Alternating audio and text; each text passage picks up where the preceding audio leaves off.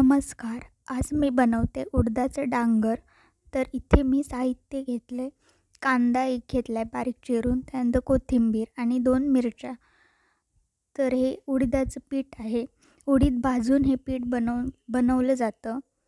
तर एका भांड्यात आता मी उडदाचं पीठ घेते.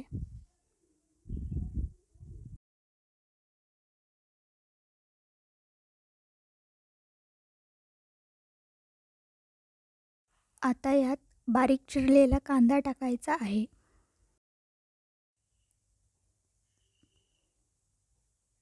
त्यानंतर मिरची,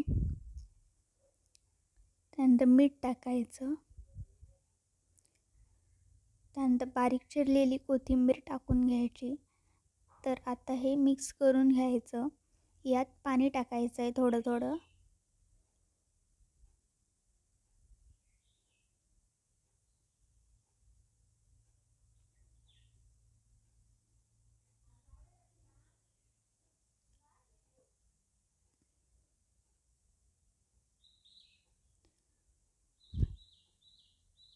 तर उडदाचं डांगर रेडी झालेलं आहे. तुम्ही पण भाकरीसोबत हे खाऊ शकता. खूपच छान लागतं.